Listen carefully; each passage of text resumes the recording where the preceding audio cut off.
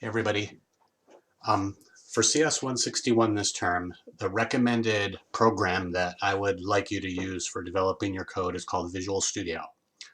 There are other options that are described in the syllabus, but Visual Studio is by far the most reliable. It may be more complicated than what you may be used to, but for those of you that are going to be taking internship positions or full-time positions or no software developers, this is the tool of choice pretty much for software development. So fortunately, there's a free version. It's called Visual Studio Community. And so what I'm going to do is show you how to get this, how to get it going, and I'll do a quick demo on how to use it. And I'll basically get you ready for your first assignment here. So the best way to go is you can just Google or go to visualstudio.microsoft.com. You can see up here in the address bar. And if you look here, you see there's Visual Studio, there's Visual Studio Code, and there's Visual Studio for Mac. I would recommend not using Visual Studio Code. This is like a web browser version of it. So we're going to use Visual Studio on the PC, and we're going to load the community version. The community version is the free version, and as long as you're not creating commercial software, then no problem using this community version.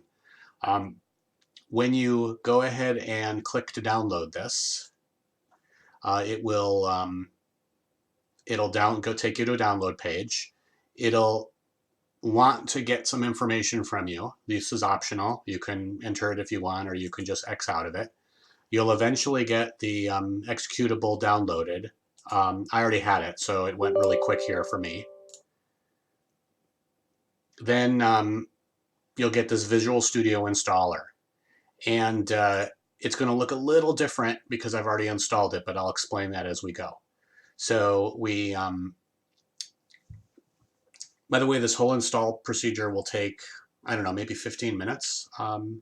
So just be prepared. It just take a little bit of time to download and a little bit of time to install.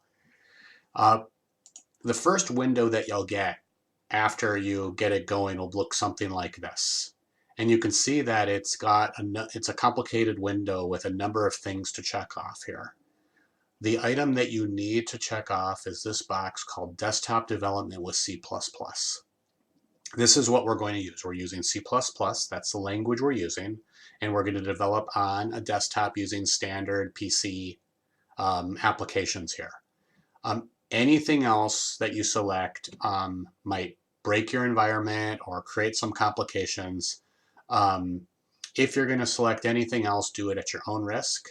You can see that I have Python here as well because I sometimes do some Python development in Visual Studio, but this is the box that you need to select. Then you'll go ahead and you'll have a different setup down here since I've already installed it. And you'll click in and go through the install, and then you'll get something that looks like this, and then you can either launch from here or launch in a normal way. To launch the program, it'll either be under your start menu, here under Visual Studio, or you can always start to type it in your start bar here like this, or you can create an icon on your desktop if you want, whatever way you want to do it. When you bring it up for the first time, it will ask you for an email and you need to sign up. This is not optional like that previous one. I use my MSN account, my MSN.com account, which I use for my kid's Xbox and for Visual Studio. That's basically what I use it for. So you'll create the account if you don't already have one, and then you'll eventually get to this starting page right here, or starting window right here. The very first time you use this, you're going to go to create a new project. And you can see I have a couple projects that I already created today earlier as I worked on making sure my environment was working. But we're going to go ahead and create a new project. You always want to select the empty project. We don't want any extra junk in our environments. It's going to increase the risk that it will not work on my system. It's going to create a lot of extra complexity. If you start to submit stuff with all this extra stuff, I will give you feedback early, and then point deductions will apply. So we're going to select the empty project. We're going to give it a name. You can call it whatever you want. You know, normally your project name might be your assignment name, or you might use a single project for all your assignments. Doesn't really matter. Keep everything else the same and click Create. Let's take a moment, and it will start, and it will go ahead and start. Okay, this is what the Visual Studio window looks like when you first bring it up. By the end of the class, you may reconfigure these windows, you may move them around. All of these basically have a lot of flexibility for the size, the placement of the windows. You can make them minimized, you can pin them, you can move them outside the window. You have a lot of different options. But we're not going to fiddle with any of that right now. This is generally the method that I use as well. There's 3 windows that we start with. Let me explain them briefly, and then you'll see them in action. This output window down at the bottom will show you messages as you're building, error messages, warnings, and so on. This properties window down here, I don't use very much, but it just gives you information about your project name and so on, and it's some good information to have handy. And then finally, the Solution Explorer is basically a way that you might organize your files. For your early programs, you're not going to have any file other than your source code. But you might find in future programs you're going to have your test files and things like that. So we're going to add a file to our project. We're going to right-click on Source Files, and we're going to go to Add, and we're going to go New Item. We're going to give it a name, and in this case, we'll call it source.cpp, and we're going to pick a CPP file. CPP is the extension for a C++, so that's the C and then the letter P for both pluses, for the source code. This is the file type you're going to use 99% of the time. So we'll go ahead and add that. And you can see this is our file, test1.cpp, and there's nothing in it right now. And you'll see that it shows here under the source file. This is where we're going to do our file editing. We're going to enter our program here in the source.cpp window. So let's go ahead and do that. We're going to create a very simple program, and I'll kind of show you what to do from there. So the first thing I'm going to do is I'm going to add a few lines of comments to my program.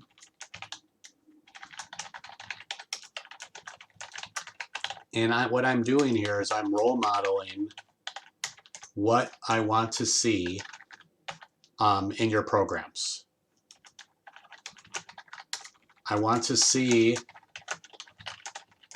at a minimum,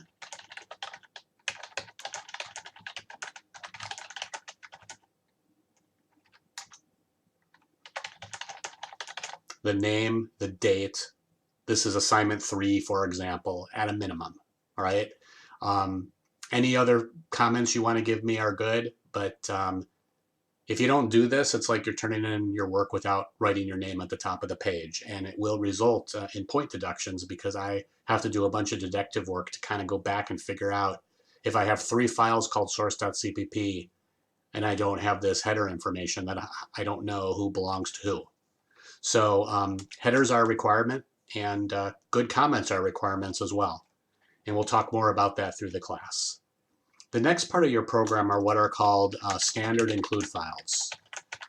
And as the term progresses, we may add more. But there are 3 that I recommend that we put in for the start. And we do this using what's called the include statement. And the first one is going to be called IO stream. Now notice as I start to type, autocomplete starts to do its work. And I can just hit the down arrow twice, and then I could hit tab to finish typing for me. There's 2 that I suggest you include, IOStream and string. We're not going to talk about string today, but IOStream, what IOStream does is it gives you the basic functions that let you print things out and input things from the user. And then the last default item we're going to create is we're going to register a namespace. and well, not register. We're going to declare that we're going to use this namespace called the STD, which is a abbreviation for standard. What this allows us to do is specify certain commands without having to state the namespace that you're using. So for example, output. What it means is that output by default will go to the screen versus me having to state every time I use the output command, go to the screen. So those you'll want to put in your program by default. And then the last part of the program that we have by default is the main function. And what I like to see is a main function that is declared as an integer and has a return statement of 0. And the reason why this is important is over time, as you do more development, your functions, your programs will be called by other programs, and you're going to want your programs are going to want to know, hey, I called this program, did it do what I expected? And you test for that by things that are called return codes. And as your programs get more complicated, you can return other values. You can return a -1 or a 10 or a 3 or whatever. And so, but by default, we're going to return zeros. And so you want to get in the habit of doing this. Okay, right now this program doesn't do anything. It actually does not do anything other than run. So we're going to add a line of code that will print something out. And we'll just use hello world, print out hello world, which is like the most, this line of code is like the most common line of code out on the planet. And if you haven't written a hello world program yet, I'd kind of be surprised actually, but most people have. And we're going to print out basically what's in between the quotes here using this command called cout. Now, if you see as I mouse over things, you can kind of see that depending on what I'm doing and where I mouse over, I sometimes get pop-up help, I sometimes don't. And if we mouse over the cout, you'll see here that it's got that std::o stream. So this ties back to this using namespace here. And so instead of having to specify that I'm using standard out, because I have the using namespace, I can just type cout by itself. If that doesn't make sense, don't worry about it. I think this is just the template you can start with, and we can revisit this at another time. And so this is the basic process. This is the basic code that you should start with for any of your programs. Now let me show you how to run it. Okay, so you can run it in one of 3 ways. You can click on this green arrow that says Local Windows Debugger, or you can go under the debug and you can do Start Debugging, or you hit F5, which is the shortcut for Start Debugging. So when I do that, you'll see it says Build Started. So what a build means is it's compiling the code into object code. And we talked briefly about compilers in CS160, but the point is that you effectively package up all this source code into an executable that will run. And the actual source code is not available to the user, right? So if you try to run, some program you try to download and run a program, you don't see the source code, right? You can only run the program. And you can see here that it did indeed print hello world. And then it said, hey, I exited with code 0. And then notice that it also says, hey, if you want to close this console when debugging stops, notice how it says press any key to close this window. It's basically waiting for me. If you want to have that close automatically, it tells you how to do that. I don't want you to do that. Because if you do that, then what happens is the program will run and the window will it'll flash up and then it will disappear. And that's not very helpful because all your output and your input will be on that window. Okay, so now we have a successful program, works great. Let's see what happens if we have an error. So we can create a bunch of different errors here, right? So for example, maybe I spell a statement wrong. You can see here that I got the red squigglies that you might be used to if you use Microsoft Word. But let's see what happens when I run this. It says there's build errors. It asks me if I want to run the last successful build. You almost always don't want to because you want to fix what you have, right? So we say no there. And then you can see I have some error messages here. Now, the thing about these error messages is that the compiler, in some cases, will know exactly where the error is, and in some cases it won't. In this case, it says, hey, this identifier RETURRN is unidentified. So it doesn't know what that means. And so these other errors, like expected a semicolon, the semicolon is fine, right? There's no problem there. So usually I like to start near the top of the error list and work my way down. Now that I mouse over, it tells me what my problem is. It says the identifier is undefined. I recognize, oops, I spelled that wrong, so I can fix that. Some of the error messages go away, but not all of them. You do need to run again to confirm that you fixed it. And in this case, we did. Let me show you another example. If I remove this quote here from Hello World, I get a bunch of errors, right? And I get these things like, hey, there's a missing semicolon. There's this problem with the exclamation point. I mean, those make much less sense here. But eventually, if I look hard enough, I'll see, oh, missing closing quote. Well, my closing quote is fine. The issue is I'm missing my opening quote. So the error message are going to help you. They may not exactly tell you exactly what the problem is, but you can see that most of the lines are on line 16, but there was an error on line 18. I almost always recommend you look at the errors that are higher up in the program and work your way down. One other thing, for those of you that just came out of CS160, this kind of looks familiar in some ways, right? But there are some differences between Python and C++. Instead of using colons, we use these curly braces. We separate statements with semicolons, so you usually see semicolons at the end of commands in C++. And the third one is that indentation doesn't matter. And so in Python, indentation matters, right? And for somebody who programmed in a different programming language first, you were usually used to indentation, and you had to kind of mentally say, oh, it matters now. It's actually part of the rules. In C++, we can break the indentation, right? So in fact, we can do this. Now see if you watch. So if I start to type, and as soon as I hit the semicolon, Visual Studio tries to fix it for me, right? But if I do something like this, in Python, this wouldn't work, right? But in Visual Studio, it works great. Now, one thing I should show you, I'll show you one more thing. I wasn't planning on doing it, but it was pretty obvious here. If we look at this program, see what happened? It said hello, comma, world, exclamation mark, AB. I probably wanted these on their own lines. And so the way you do that is you use this thing called endl. And endl is basically just a built-in thing that means end of line.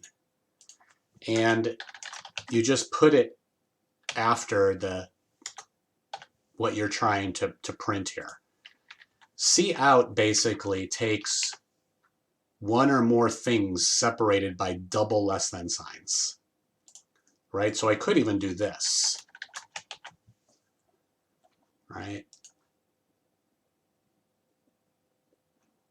And so we look at our code there. You can see what I did there. So I think this is the version that I'll provide to you so that you can fiddle with it more. What I'll do here is when I post this video on the discussion board, I'll include the code here so that you could paste it in, or you can just type it. You can run the video and just do this at the same time. Actually, I would recommend that here. One last thing I'll show you, and then we'll be done. So you do your assignment. Your code looks something like this, and you're ready to submit it. Important things. Test your final version before you submit it. Don't test it and then make changes and then submit it, because 9 times out of 10 you create errors. When you're saved, right, when it's saved and you're ready, you'll go to this Solution Explorer here on the right. You will right-click up here where it's got your name of your project, in my case, Test 1. you'll go down here to where it says Open Folder and File Explorer. This brings up a File Explorer window, right? It gives you your whole directory there, right? Your whole directory, and it's got your file. There's your file right there, right? And so then inside D to L here, let me find the window. Must be this one. So for example, if you're ready to, and this is going to look different for you than me, right? But if you're ready to upload, right, you'll eventually get to a point where you have a window that kind of looks something like this. I can then